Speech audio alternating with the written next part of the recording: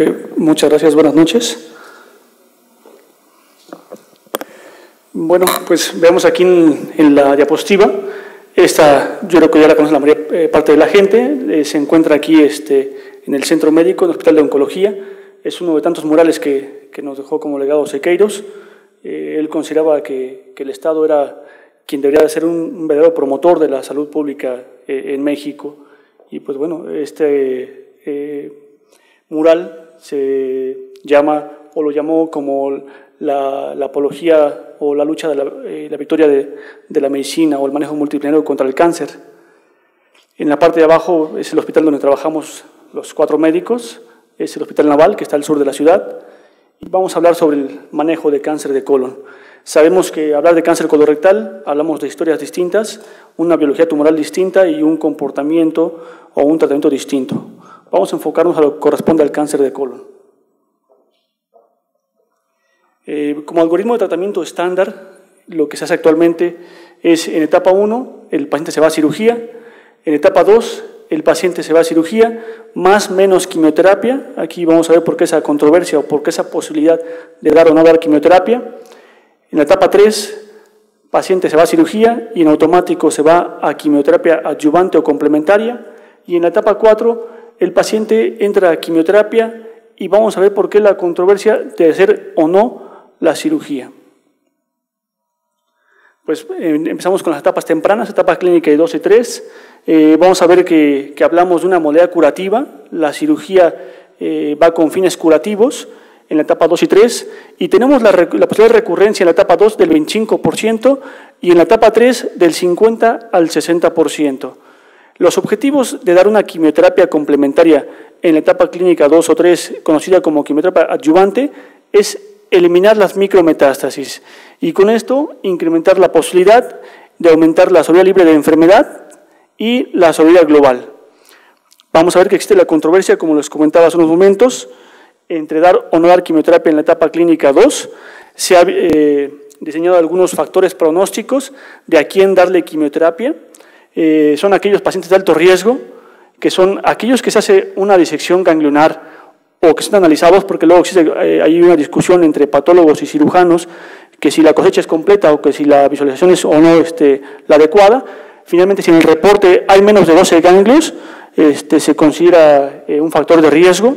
Si el paciente tiene perforación o tuvo perforación, obstrucción, o es un G3 pobremente diferenciado, si tiene involucro linfovascular, o si los márgenes están indeterminados o positivos. Evidentemente, si no se puede hacer una ampliación de márgenes, si se quedan como márgenes indeterminados o positivos, es un factor de riesgo. Estos nos determinan si el paciente podemos o no darle quimioterapia. Sabemos que el 25% de los pacientes en etapa 2 van a recaer. ¿Y cuál sería el beneficio de dar una quimioterapia complementaria? Pues el beneficio absoluto en sobrevida es del 5%.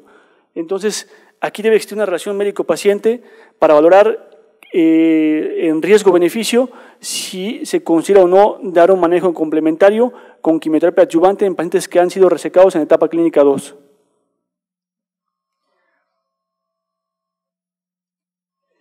Se han hecho además estos factores clínico-patológicos, otros factores moleculares que están publicados, en el JCO del 2006, en el cual se hace un estudio europeo en el cual se revisan 18 genes de aquellos pacientes, como ven, bastante heterogéneo, de etapas clínicas 1 a etapa clínica 4, que fueron operados y se le dio manejo complementario, y que se encontró que se identificaba a pacientes en etapa clínica 2 que no podían recibir quimioterapia adyuvante. Posteriormente se hace publicación de otra prueba molecular que es el Oncotype, en el cual se estudian 7 genes y finalmente ni el Oncotype ni el Colopin es un manejo estándar en las guías NCCN o ESMO, que son las guías más importantes para poder determinar si a un paciente se le puede dar quimioterapia complementaria o no. ¿Qué tenemos en la etapa temprana, además de los factores clínico-patológicos y el patrón molecular? Pues otras situaciones que van de la mano y que son comorbilidades importantes: la obesidad y sobrepeso y la diabetes, que tienen que ver con mortalidad y con recurrencia en pacientes con cáncer de colon. Vemos, y no es algo que no conozcamos, que la prevalencia del cáncer, de la obesidad y sobrepeso en México, veamos, va hasta un 71% en los adultos, en una prevalencia combinada del sobrepeso y obesidad, y de un 34% en la infancia.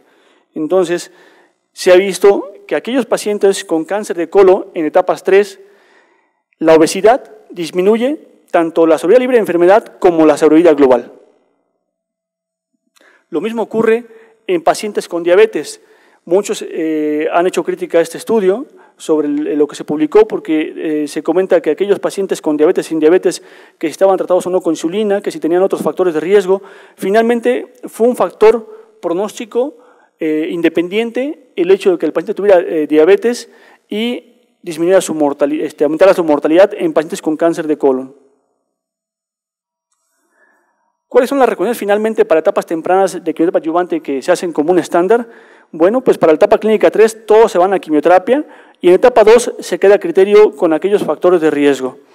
¿Qué esquemas se emplean? Pues empleamos oxaliplatino, leucovorin y 5-FU en cualquiera de sus modalidades, sea Folfox, Celox o Capeox o Flox. Se ha visto en los estudios que capestavine, que es una fluoroprimina oral, es similar al 5-fluoracilo y moléculas como irinotecan, que es un medicamento que se emplea en cáncer colorectal, no tiene ningún beneficio en darlo en adyuvancia. ¿Cuál es el tiempo que se tiene determinado dar quimioterapia adyuvante en aquellos pacientes en etapa temprana? Son 6 meses posterior a la cirugía. Y la terapia blanco, con la cual se cuenta en la actualidad, no tiene ningún beneficio en quimioterapia adyuvante, es decir, en quimioterapia complementaria posterior a la cirugía. Se sabe que el adicionar oxaliplatino en pacientes de más de 70 años no otorga beneficio y puede ir en detrimento del estado de salud del enfermo. ¿Qué pasa en la etapa avanzada? En la etapa avanzada, pues desde que se conoce en los 50 el 5-fluoracilo, hasta la fecha se ha ganado terreno, incluyendo todos los medicamentos, los más activos en cáncer colorectal, como es el oxaliplatino, el irinotecan, el 5-FU, con los anticuerpos monoclonales, en cualquiera de las combinaciones, y hemos ganado terreno en la etapa avanzada. Finalmente, en el Reino Unido se preguntaba, o se hizo un estudio en el cual decía, si vamos a dar quimioterapia, ¿hasta qué momento tenemos que dar quimioterapia al paciente?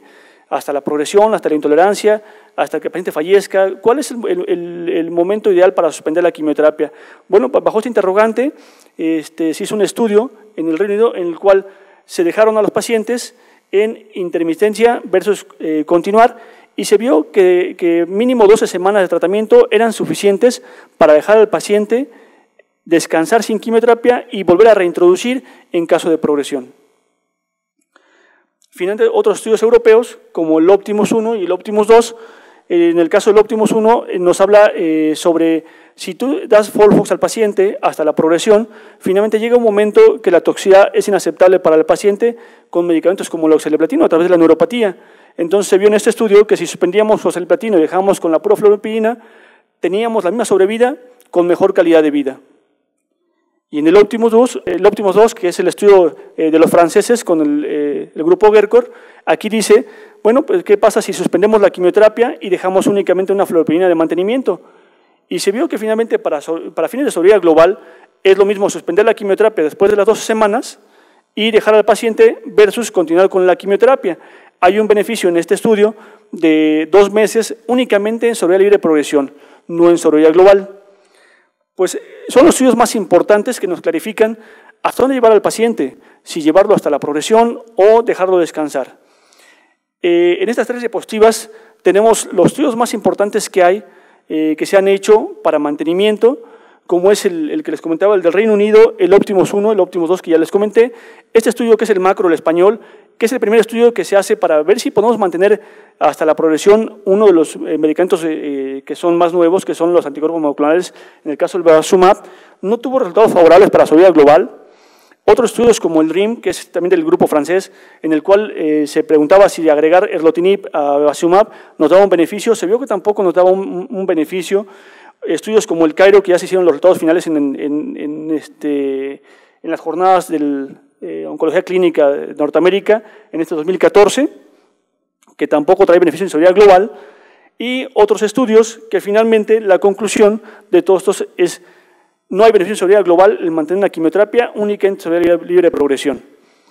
¿Qué tenemos de nuevo en quimioterapia? Bueno, pues hacer biomarcadores. En general en el cáncer, como podemos ver, podemos hacer biomarcadores desde cáncer de mama, pasando por cáncer gástrico, hasta melanoma, y en el cáncer colorectal, en la actualidad, el único biomarcador que se pide para tomar una decisión de tratamiento es la mutación o no del KRAS.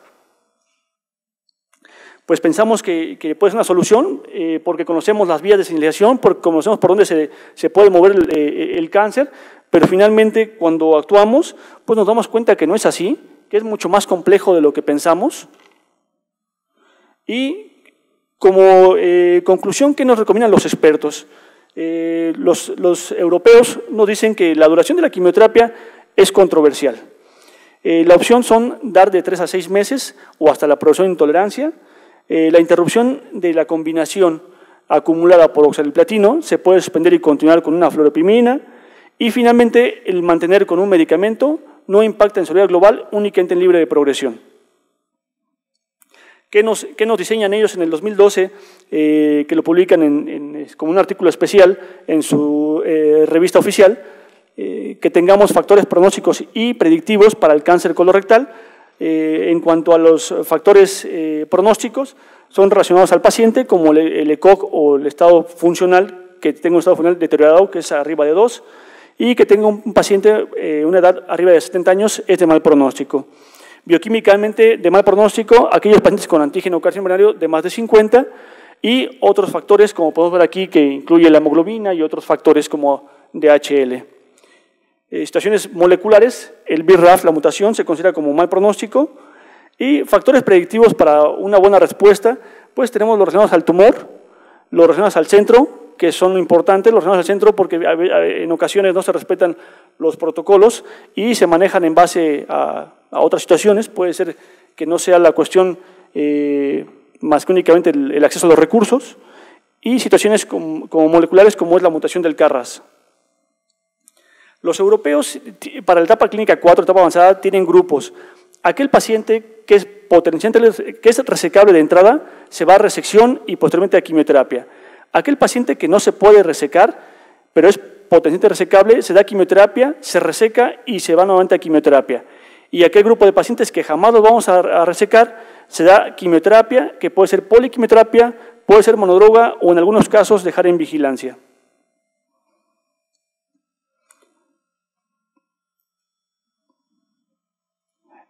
Algunos de los esquemas que podemos ver se pueden manejar en primera, segunda o tercera línea.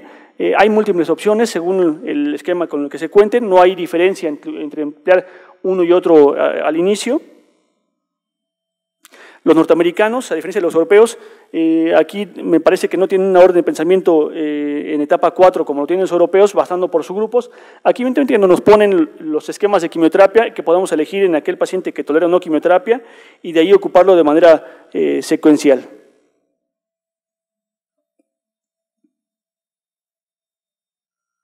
Finalmente sabemos que la etapa clínica es importante para sobrevida y el factor pronóstico más importante.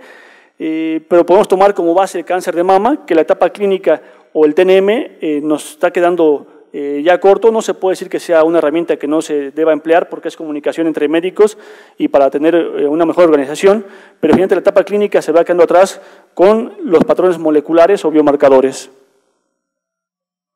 Finalmente, como última diapositiva, ¿qué tenemos? Pues hace una publicación en la revista educacional del ASCO, que es la Sociedad Americana de Oncología Clínica, en donde se pregunta si la última década fue una década perdida. Finalmente el autor hace mención en la introducción cómo desde los 50 que se introduce el 5-fluoracilo hasta los 90 que se empieza a agregar moléculas nuevas y en el 2004 que ya tenemos todo el conjunto de medicamentos de anticuerpos y medicamentos nuevos, se esperaba que hubiera un boom y del 2004 al 2014 pues vemos que los avances han sido modestos. Él lo hace como un planteamiento o una pregunta, si es una década perdida. Finalmente él concluye que pues no es una década perdida porque hemos aprendido cómo manejar estos medicamentos en secuencial e ir ganando terreno poco a poco en el cáncer. Muchas gracias.